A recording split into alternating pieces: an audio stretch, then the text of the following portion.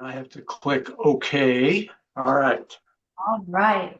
Welcome to the American College of Correctional Physicians, ACCP's YouTube channel. My name is Dr. Susan Rashid, and today it is our honor and privilege to interview Dr. Jeffrey Keller. Dr. Jeffrey Keller is a board-certified emergency medicine physician with over 25 years of emergency medicine practice experience before moving full-time into his true calling of correctional medicine. Dr. Jeffrey Keller is the author of the book, The Best of Jail Medicine, An Introduction to the Practice of Correctional Medicine, a very much fantastic book that consists of 46 articles originally published from the Jail Medicine blog, which Dr. Keller began writing in 2013. This book is a wealth of knowledge and practical insights and serves as an invaluable resource for healthcare professionals new to the field of correctional medicine. Currently, Dr. Keller is serving as the president of the American College of Correctional Physicians. Welcome, Dr. Keller. We are so happy to have you today. I am delighted to be here. Thanks, Susan. All right. So I'm going to call you by our first name, Jeff. Yes, as you should, as you should. So, Jeff, our first question for you today is, what inspired you to pursue a career in correctional medicine? Well, I was dragged into correctional medicine kicking and screaming. When I was an emergency physician, my subspecialty was EMS, and I was the medical director of the local paramedics, as well as a whole bunch of rural ambulance services. Anyway, the county commissioners knew me through that work. And one day they approached me in 1996 and said, would you please be the doctor for our local jail? We need a doctor for the local jail. And being the civic-minded, always willing to help sort of guy I was, I said, hell no. There's no way I would ever consider working in a jail. And about 6 months later, in 1997, they came back and said, we're desperate. We need somebody to help us. And they really did, because they were under an ACLU consent decree. And the doctors that had been doing the jail refused to abide by the terms of the consent decree. So I said I would help them for 1 year and 1 year only. But then as I began, I discovered two things. One is I liked it. And I didn't see that one coming, but I really enjoyed jail medicine. I thought I was doing a lot of medical good in the jail, which we can come back to later. And then second, my phone kept ringing. Hey, we're the jail in the city, 25 miles down the road. We need a doctor too. And we're the jail in the city up the road. We need a doctor too. So over the course of, say, 5 to 10 years, I gathered, in the end, 17 jails and juvenile systems, and I gradually decreased my emergency work until I was doing jails full time, and loved it. I never disliked being an emergency physician. I enjoyed that too, but being a correctional physician was more fulfilling. I liked it better for several reasons, and doing it ever since. So that's my story. Okay, definitely. And when you were an emergency room physician, you did see a lot of incarcerated individuals come through, I'm sure, from the local jails and the prisons. Oh, yeah.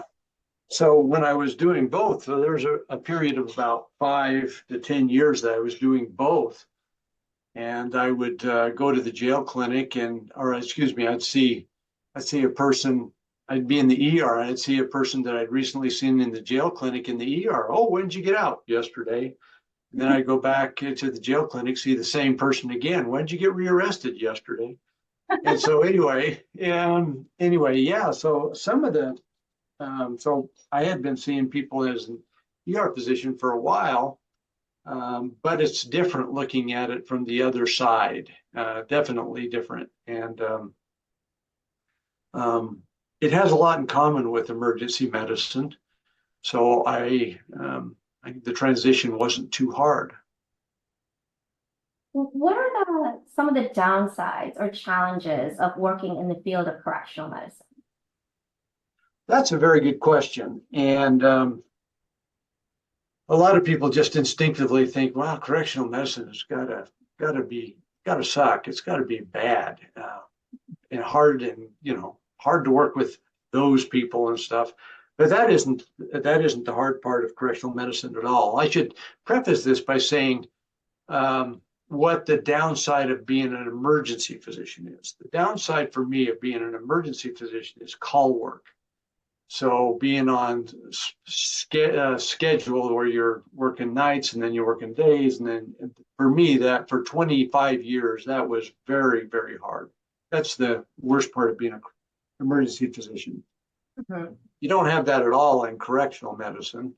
The worst part of being correctional medicine is the facility. You have to work in jails, and jails are kind of unpleasant places overall. They're sterile. They don't have carpet. You're walking on concrete floors. You've got cinder block walls. Sometimes they don't smell very good. They're very loud. They clang. They're full of security. So in order to go through it, you can't just go through a door. You have to push a button, and then somebody in what they call master control looks at you through a camera, verifies who you are, and then opens the door for you. So, and there's a lot of those. So in one of my jails, I counted, and from the time you walk in until you get to the medical clinic, there were 7 of those doors that you had to go through. And that, you come in, you go through all 7 doors and realized you left something in the car. You go back through all 7 doors. Right. That's the worst part. It's the facility. And they're antiquated, and some of them, the older ones, don't really have good medical facilities. As a matter of fact, when I started, the jail I very first started did not have anything as well for medical. So I set up shop in just a cell, and my exam table was a sturdy folding table with a sheet over it. And that was what I had to work with. But you work with what you have. And even the big modern jails don't have all of the nice things that are found in a hospital emergency room. So anyway, so that's probably the downside. But if you get past that, everything else is great. Let's go into why correctional medicine is such a fabulous career. Why is this so good, and why should doctors really consider going into this profession? Well, what got me, so we'll do jails and prisons. They're 2 different dogs, but jails is where I did most of my career. And the thing about jails is that you see a lot of people who don't have easy access to medical care. And the very first time in their lives that they've ever had easy access to medical care is when they got arrested and came to jail. So a lot of people don't know this, but incarcerated people in the United States are the only people who have a constitutional right to health care. So every jail, no matter how small, has to have a program for providing medical care, dental care, and mental health care for all the people who are incarcerated. So they don't have that. Many of them, they don't have that afterward when they're not in jail. So many people come in, and it's the first time they've seen a doctor in years. And so they would say, "Hey, I've had this thing on my arm for a long time. It seems to be getting bigger. What is it?" And I would look at it and say, "Well, that's cancer. You should take care of that." And it got taken care of while they were in jail. Or they'd say, I haven't seen it. I haven't been able to afford to see a dentist for many years. Look at my teeth. And I'd say, "You know what? You need to see a dentist." And we'd get the dentist. That sort of thing. And there are many people like that, more than you'd think. Homeless people who have no real access to medical care, or people who are don't have enough money or can't afford the travel, can't get to a medical clinic, or for whatever reason, they don't go, and it's not easy, or not, it's hard for them to get medical care on the outside, but easy in a jail. You just have to say, I would like to see the doctor, and boom, you're in front of the doctor. Right. So I like that a lot. I made many diagnoses of cancer. I made many diagnoses of diabetes, uncontrolled high blood pressure, heart disease in people that, had they not come to jail, maybe would never have had these things found out. So I found that very satisfying. Excellent. In a prison, prisons are a little bit different because you don't see people coming right in off the street like you do in a jail. They've almost always all been in a jail for several months beforehand before they go to prison. So a lot of the stuff that's right off the street stuff, like withdrawal from alcohol and heroin and all that, is taken care of. Their diabetes has been diagnosed and they've gotten started on meds. So prisons are a little bit different. The thing with prisons is that it's a long-term gig. Jails, the average length of stay is usually about, I don't know, 2 weeks to 4 weeks. And you don't go to a prison unless you're going to be there for quite a bit longer, usually at least a year, and sometimes, of course, for the rest of your life. So with prisons, it's more about long-term care and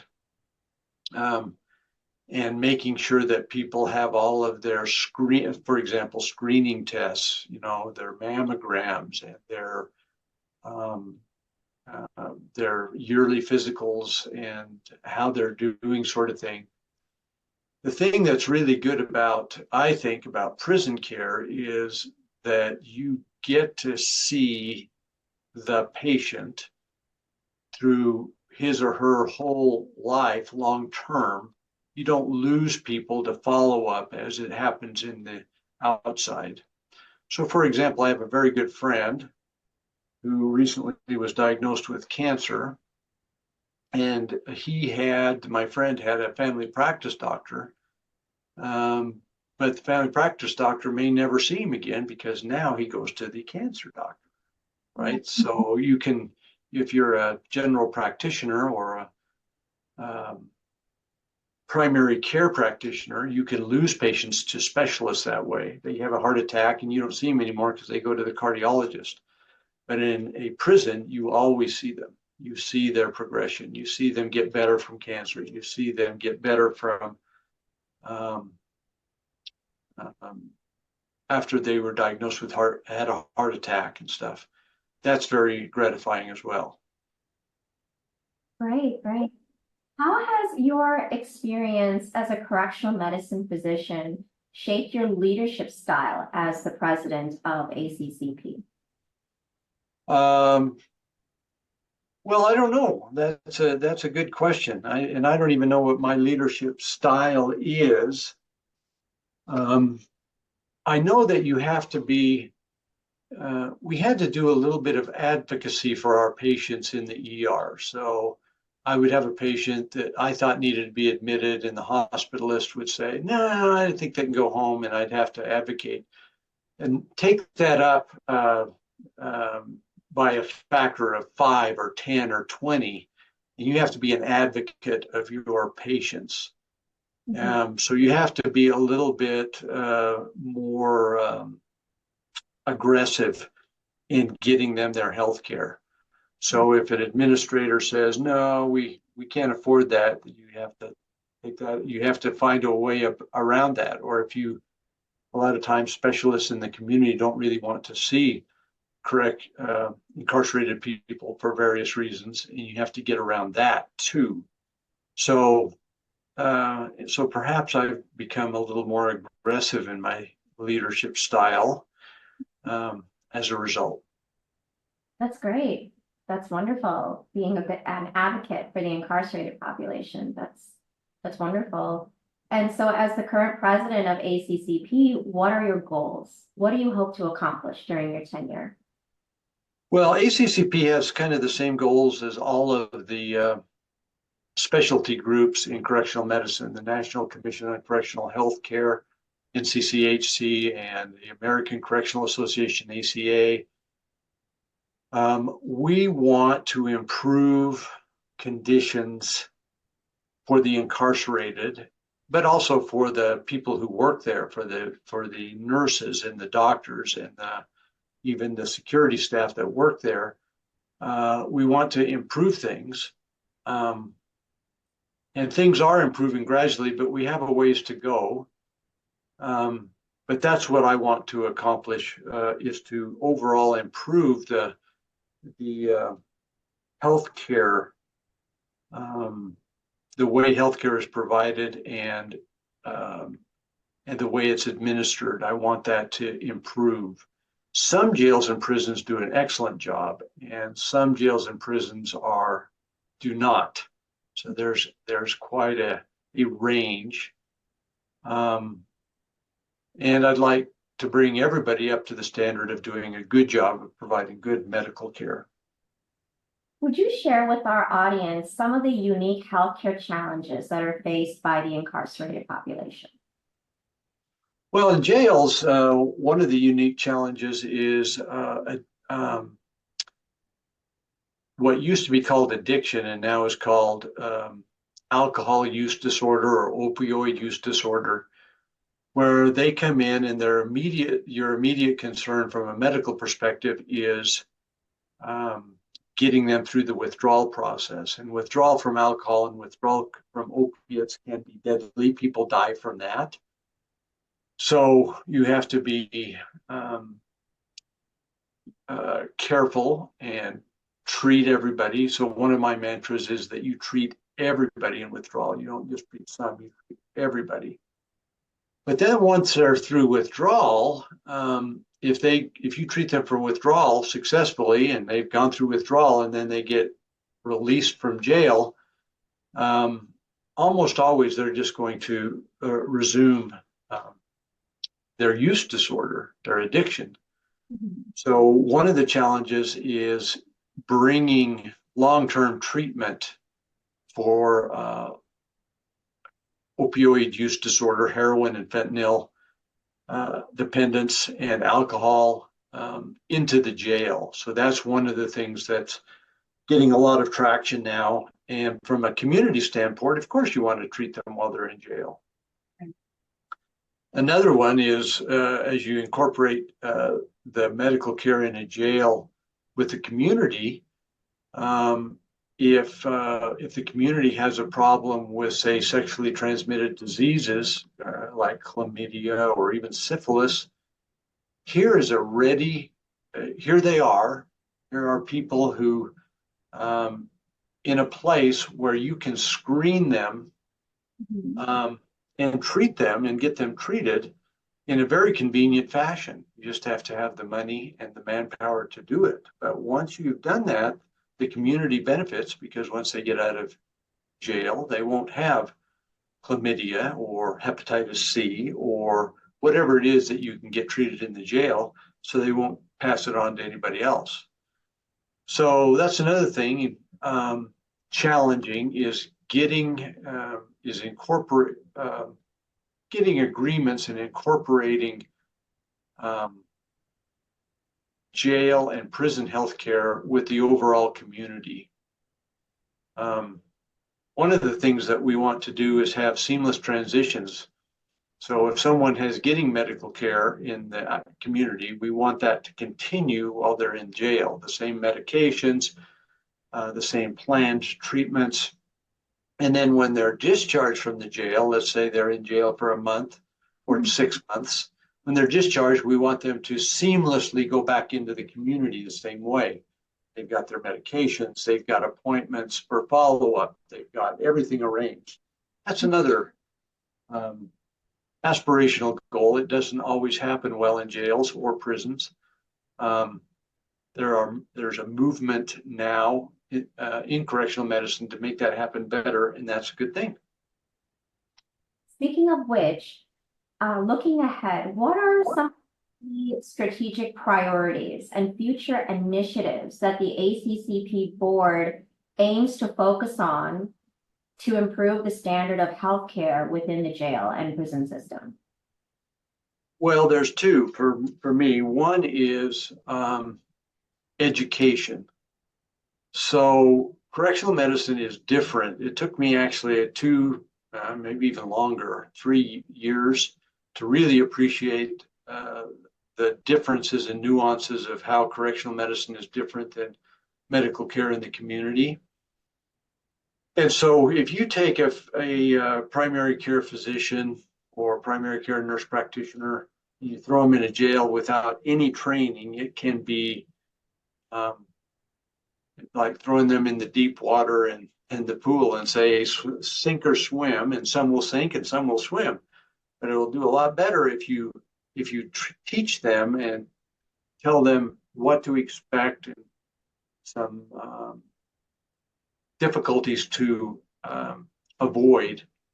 So education is important. Education happens in a couple of ways. One is through conferences, and NCCAC puts on an excellent conference 3 times a year. ACA puts on excellent conferences. And ACCP is beginning to put on conferences. We put one on last year and we put one on this year, which is going to be a little bit different than the other two because it'll be entirely clinically based, all medical. Mm-hmm. And we need more of that. We need more books. There haven't been very many books published on correctional medicine. There was a textbook published by Mike Puisis about 15 years ago that went into 2 editions, but it's a little dated now. There's mine but that's not really a textbook. And that's about it. There's a couple of nursing books. We need more of those. We need more first-person memoirs of what it's like to be in practice in correctional medicine.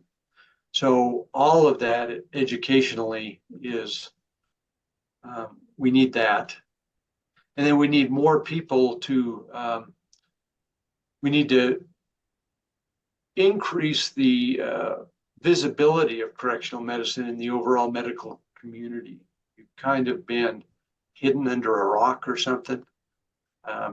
We don't communicate with our, when I was an ER physician, I would see the cardiologists and the